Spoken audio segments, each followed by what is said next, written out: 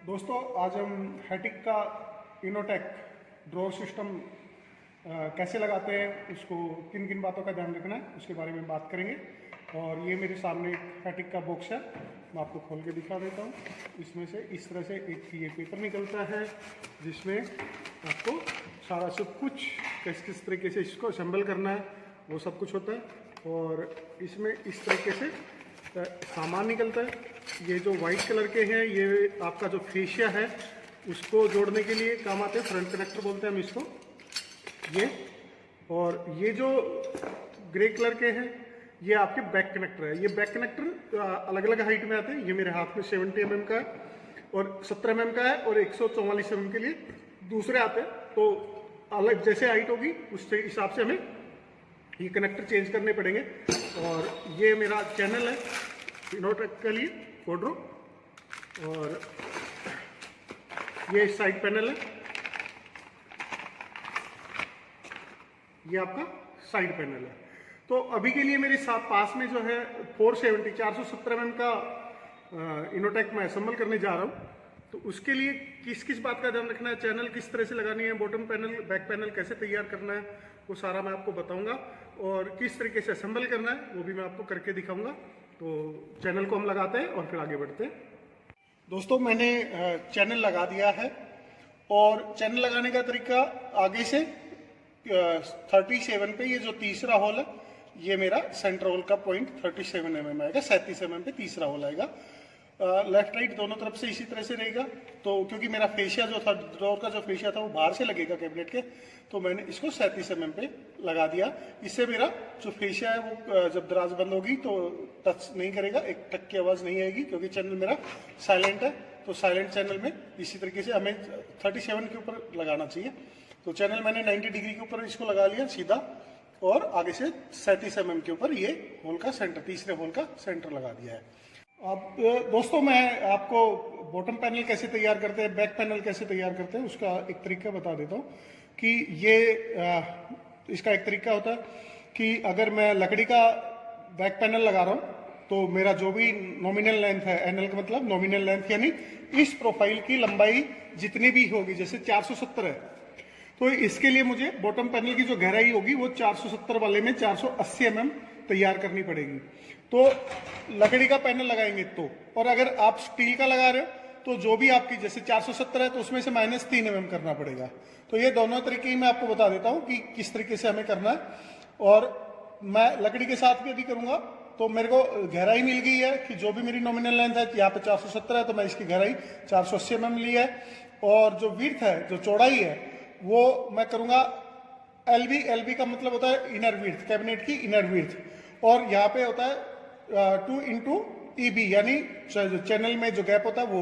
यहाँ पे हम हिंदुस्तान के अंदर 9.5 mm रखते हैं, तो 9.5 और 9.5 यानी 19 mm हो गया, दोनों मिलाकर के 19 mm प्लस 51.5।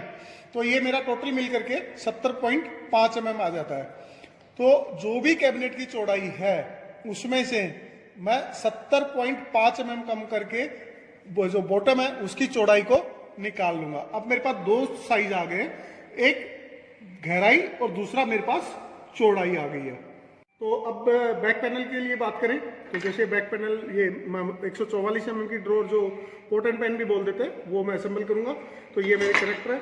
अब इसमें बैक पैनल जो तैयार करना है मुझे, उसके लिए मुझे क्या करना पड़ेगा, जो भी अंदर से अंदर की चौड़ाई आ रही है बॉक्स की, उसमें से माइनस ये करूंगा 19 और 63, यानी 19 प्लस 63 19 और ये आपका 82 हो जाएगा, 82 mm हो जाएगा।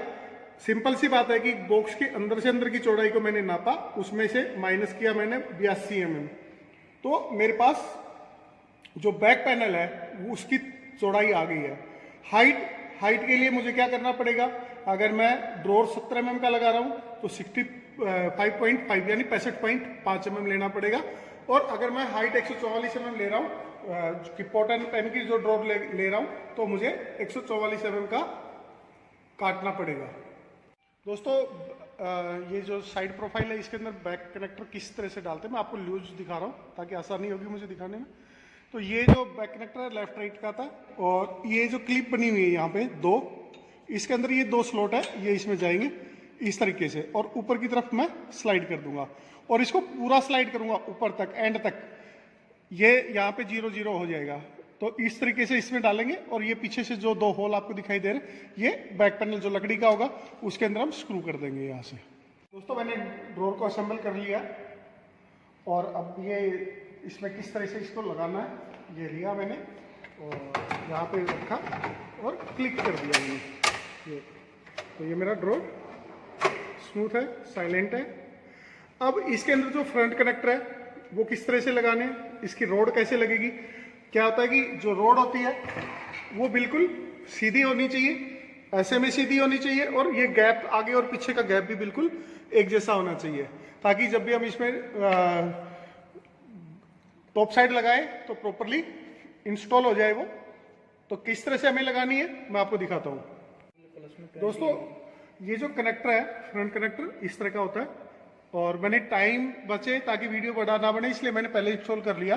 वैसे मैं आपको दिखा देता हूँ, ये इसमें इस तरह से लगता है और ये क्लिक की आवाज आएगी और ये इसमें लॉक हो जाएगा। ये देखिए लॉक हो गया। अब इसको मेरे को निकालना है तो मैं क्या करूंगा, बैक साइड में देखिए यहाँ पे ब्लू कलर का बटन है, इसको मैं प्रेस करूंगा और प्रेस करने के बाद मैं इसको ऊपर की तरफ, जब मेरा फेशिया में लग जाएगा तो फेशिया को ऊपर की तरफ ले लूंगा। इस तरीके से आराम से निकल जाता है ये। तो आपको एक बार फिर से दिखा देता हूं किस तरह से लगता है ये मैंने लिया और ये क्लिक, यहां पे ब्लू कलर का बटन है, दोनों तरफ का दबाना पड़ेगा मुझे, लेफ्ट और राइट। ब्लू कलर का जो बटन है नीले रंग का, इसको दबाया मैंने और मैंने यहां से ये निकाल दूंगा, आराम से निकल जाएगा। तो अब ये लगाना कैसे है, इसका एक सिंपल सा तरीका है, मैं आपको दिखा देता हूं मार्किंग करके। ये है कि जो भी मेरा अंदर से, जो भी कैबिनेट के अंदर से अंदर का साइज है, जैसे कि मैंने यहाँ पे एक निशान लगा लिया, ये मैंने एक निशान लगा लिया यहाँ पे। अब इसमें जो होल है, ये जो होल का सेंटर है,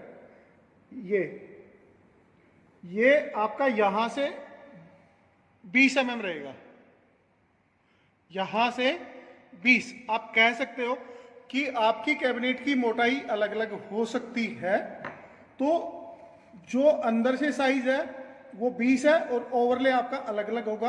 हो सकता है कभी लेफ्ट को ज्यादा आ जाएगा, कभी राइट को ज्यादा आ जाएगा। तो हमें कुछ नहीं करना, दोनों तरफ से अंदर का साइज लगाना है, निशान लगाना है और 20 mm के ऊपर ये होल लगा देने हैं, स्क्रू लगा देना है, होल का सेंटर कर देना है। दूसरा बात कि अगर मेरे को रोड लगानी है, ये वाली रोड जो लगानी है, तो इसके लिए भी मुझे क्या करना है, इसी लाइन को आगे बढ़ाऊंगा, मैं कंटिन्यू कर दूंगा, और जहां पे भी मेरा ये होल आ रहा है, ये होल का सेंटर, यहां से इसका सेंटर जो आएगा वो 96 यानी 96 mm होगा।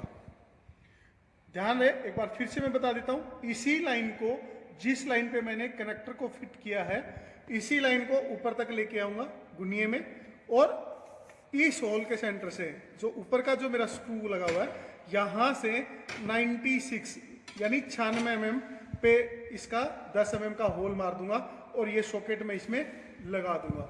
जैसे मैं ये करूंगा मेरी रोड बिल्कुल सीधी आएगी, हाइट इक्वल होगी, आगे से पीछे से सारा सब कुछ मैं भी करके दिखाता हूं। दोस्तों मैंने ये कनेक्टर जैसे मैंने लगा दिया था और मैं आपको ये इस तरीके से लगेगा, ये दोनों तरफ से मैंने लिया और क्लिक, अब ये इसमें क्लिक हो गया है। ये जो रोड है वो भी मैं आपको दिखा देता हूँ कि पीछे का जो पार्ट है वो पहले लगा दूंगा मैं इस तरीके से, इस तरीके से, और यहां पे ऊपर की तरफ ला करके मैं इसको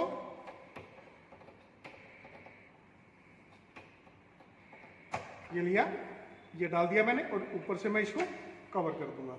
अब मेरा ये जो लाइन है ये बिल्कुल सीधी है, ये जो हाइट है, ये जो हाइट है आगे से पीछे से ये प्रॉपरली है, तो ये मेरी रोड बिल्कुल फिट हो गई है। जब मैं टॉप साइड लगाऊंगा तो मेरे को कोई दिक्कत नहीं आएगी, प्रॉपरली ये इंस्टॉल हो जाएगी। दूसरा कि इसके अंदर जैसे मैंने अभी लगा दिया और ये मेरा ड्रॉर बंद हो रहा है, अब मुझे कुछ अलाइनमेंट करना है, गैप करना है, तो यहाँ पे एक बटन है,